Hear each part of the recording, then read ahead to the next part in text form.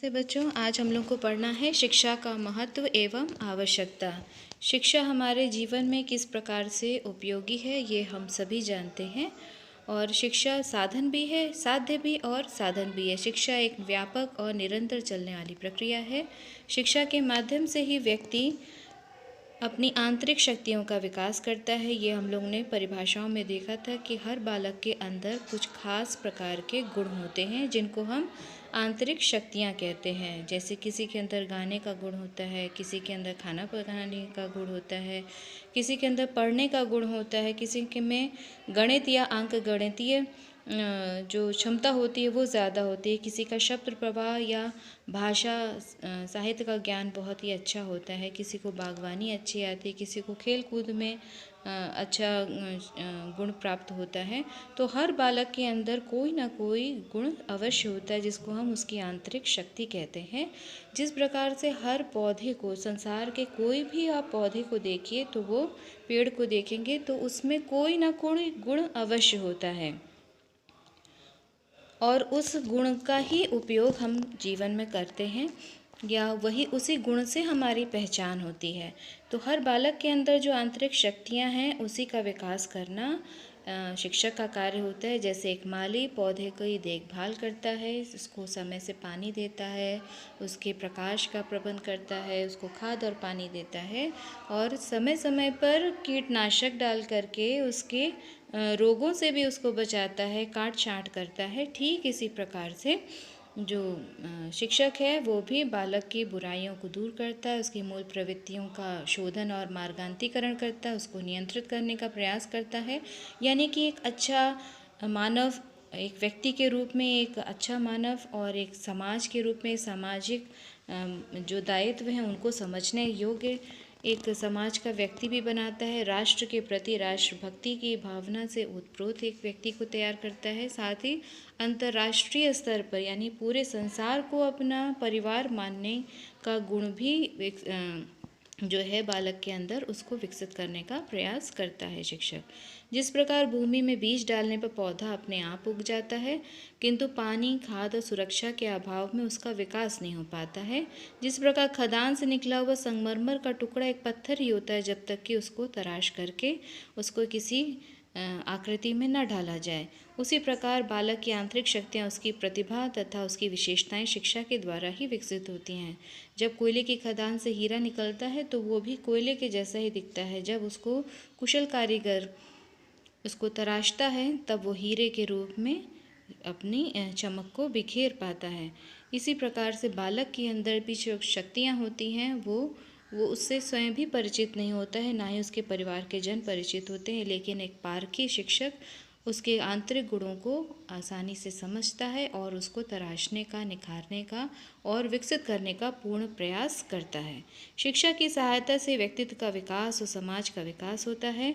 शिक्षा के द्वारा ही कला, साहित्य, विज्ञान, तकनीकी के क्षेत्र में बहुत बड़े बड़े कार्य हुए हैं और हो रहे हैं, आगे भी होते रहेंगे। जैसे अभी शिक्षा के द्वारा ही कोरोना की वैक्सीन और दवा की खोज की जा रही है। लगातार हमारे वैज्ञानिक इस कार्य में लगे हुए हैं।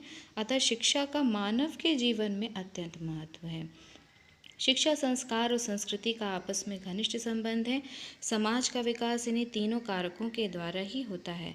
शिक्षा मनुष्य को पशु से मानव बनाती है, इंसान बनाती है। इंसान या मानव वही है जिसके अंदर मानवीय गुण हो, जिसके अंदर इंसानियत हो, वही इंसान कहलाता है।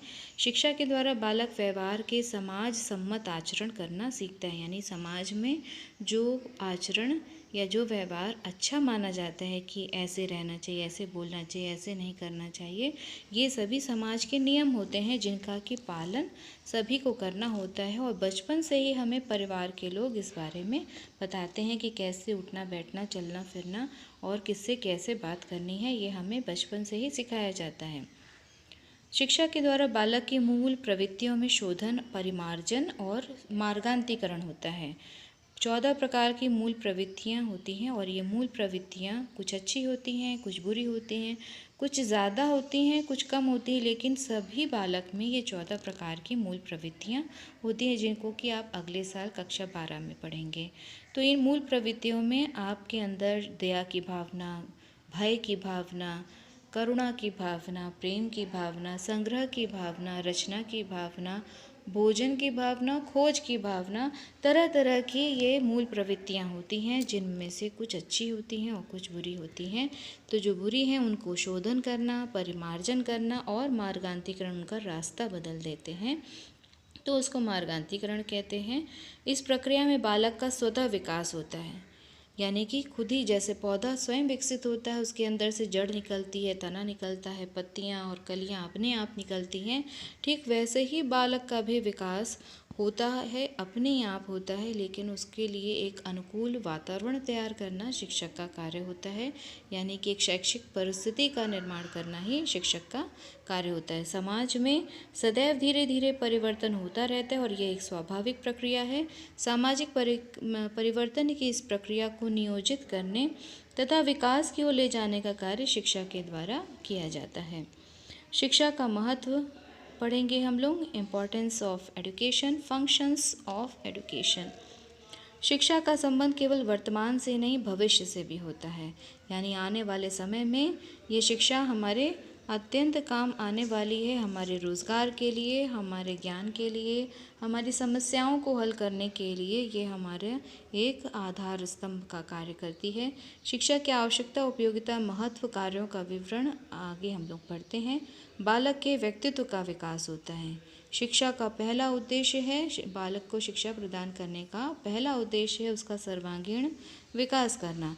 इसके अंतर्गत शारीरिक विकास करते हैं, मानसिक, भावात्मक, सामाजिक, आध्यात्मिक एवं नैतिक, चारित्रिक सभी पक्षों का हम विकास करने का प्रयास करते हैं। व्यक्तित्व एक जटिल बहुआयामी धारणा है, यानी व्यक्तित्व के केवल एक ही पक्ष नहीं होते हैं, उसके कई पक्ष होते हैं। इसलिए बाहर से जो दिखाई देता है वो शारीरिक पक्ष है, और दिमाग से आप जब बोलते हैं तब पता चलता है कि आप कितने ज्ञानवान हैं, कितने शालीन हैं, कितने सुसंस्कृत हैं, ये आपकी भाषा से पता चलता है। तो भावात्मक, सामाजिक और आध्यात्मिक भी ये व्यक्तित्व के ही पहलू हैं। बालक का शारीरिक आकार, प्रकार, उस आरोग्य, स्वास्थ्य, बुद्धि, प्रत्यक्षीकरण, संवेदनशीलता, स्मरण, कल्पना, ये सब बुद्धि के ये मानसिक शक्तियों के नाम हैं। संवेदनशीलता, प्रत्यक्षीकरण, बुद्धि, स्मरण, कल्पना, चिंतन, तर्क, विवेक, सामाजिकता, समायोजनशीलता, संवेगों का संतुलन, सदाचार, सम्यक व्यवहार आदि सभी मिलकर उसके व्यक्तित्व का बोध कराते हैं। शिक्षा द्वारा व्यक्ति के समग्र व्यक्तित्व का विकास होता है। बालक की मूल प्रवृत्तियों का उन्नयन, शोधन और मार्गांतरीकरण, जिसके बारे में अभी हमने बात की थी कि बालक में 14 प्रकार की जन्मजात यानी जन्म से ही होती हैं मूल प्रवृत्तियाँ, और सभी में 14 प्रकार की पाई जाती हैं, लेकिन इनकी मात्रा सब में भिन्न भिन्न होती है। किसी के अंदर जिज्ञासा ज़्यादा होती है तो किसी में युयुत्सा या लड़ने की प्रवृत्ति ज़्यादा होती है। कुछ बच्चे पलायनवादी होते हैं, यानी डर के भाग जाते हैं। किसी में सामूहिकता की भावना ज़्यादा होती है। संग्रह की प्रवृत्ति पाई जाती है, यानी कि जो भी चीज़ अच्छी लगी उसको अपने पास रखने की प्रवृत्ति को ही हम संग्रह कहते हैं। रचनात्मकता, जो बच्चे कुछ ना कुछ बनाते रहते हैं, कुछ नया बनाने का प्रयास करते रहते हैं, ऊन से, कभी कागज़ से, कभी टूटे फूटे बर्तनों से, डिब्बों से, पेंसिल के छिलकों से ही कुछ ना कुछ बनाते हैं, तो ये रचनात्मकता कहलाता है। भोजन की खोज करने की भी मूल प्रवृत्ति होती है। जो ज़्यादा भोजन के इच्छुक होते हैं वो भोजन की खोज करते हैं। काम की प्रवृत्ति यानी काम भावना की प्रवृत्ति होती है। कुछ में आत्मगौरव की भावना किसी में होती है कि हमें हर जगह सम्मान मिलना चाहिए, मान होना चाहिए, वो उनके लिए महत्वपूर्ण होता है। आत्महीनता की भावना, जो अपने आप को दीनहीन, दूसरे के अधीन मानता है, बेचारा समझता है, वो आत्महीनता की भावना कहलाती है।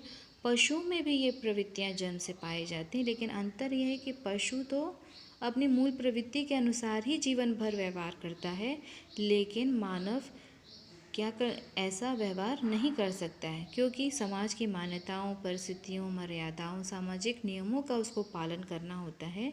इसलिए वो इन प्रवृत्तियों को छुपा लेता है, दबा लेता है, या बदलने का या दूसरों के सामने इन भावनाओं को वो का प्रदर्शन नहीं करता है।